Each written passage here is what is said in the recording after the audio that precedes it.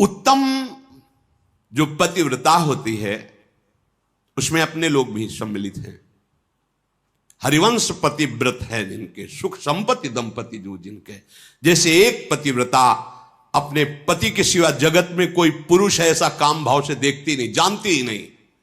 पुरुष शब्द केवल अपने पति के लिए, पूरी सृष्टि में उसके हृदय में है ही नहीं भाव कि कोई पुरुष है, ऐसा भाव ही नहीं। जैसे उत्तम महाभागवत के हृदय में अपने आराध्य देव के सिवा और कोई है, ऐसा भाव ही नहीं होता। केवल अपने चिद चिद लक्षणम सर्वम राधा कृष्ण वयम जगत, जित देखूं तित श्याममयी है। ये उत्तम पतिव्रता का लक्षण, अपने केवल पति में ही प्रेम। द्वितीय, मध्यम परपति देखई कैसे, जो मध्यम कोट उसको दिखाई देता है, पर भ्राता पिता पुत्र निज जैसे, अपने बराबर है तो भाई जैसा भाव, अपने से बुजुर्ग है तो पिता जैसा भाव, छोटा है तो पुत्र जैसा भाव, पति भाव केवल अपने प्रीतम में।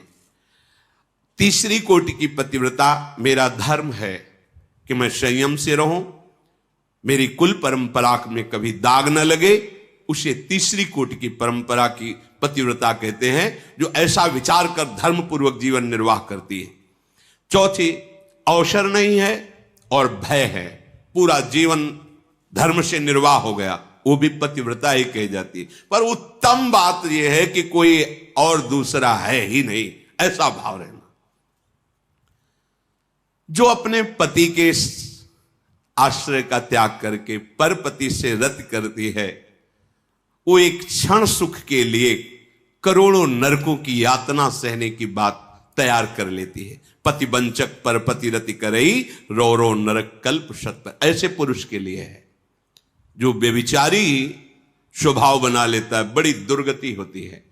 वो पढ़ा है उसमें कि लोहे के जलते हुए लाल खंबे, स्त्री आकृति पुरुष आकृति, उसमें मरना तो वहां है नहीं, बहुत सावधान। क्षण सुख लाग जन्म सतकोटि, एक क्षणिक भ्रमात्मक सुख के लिए करोड़ों जन्मों का दुख मोल ले लेना। कल किसी ने सुनाया था, लिखा है कि आप तो बाबा जी हो, आप क्या जानो बच्चा ना होने पर कैसा दुख होता है, लोग हमें कितना गालियां देते हो, क्या क्या कहते हैं, तुम्हें इसका तुम तो समझा दिए केवल। हाँ, मतलब हमारे हृदय नहीं है, तुम अपने बच्चे से जितना प्यार करते हो उससे करोड़ गुना बढ़कर तुमसे प्यार करते हैं हम। तुम्हारा प्यार स्वार्थ युक्त है, इसलिए तुम केवल एक सीमा में रखे हो ना, एक पत्नी हो, भाई हो, दादा हो, चाचा, इतने में। हमारा प्रभु हर मंदिर में, हृदय मंदिर में विराजमान है। आप क्या समझते हो, संतों को क्या समझते हो, रूखी बातें बोलते हैं क्या, क्या फुसलाने वाली बातें बोलते? तुम हमारी आत्मा हो, तुम अपने पुत्र को भी अपनी आत्मा की तरह प्यार नहीं कर सकते, केवल मोह जनित प्यार है। जो भगवान के चरणारविंद के आसक्त जन होते हैं, संपूर्ण चराचर जगत में अपने आत्मस्वरूप प्रीतम को देखकर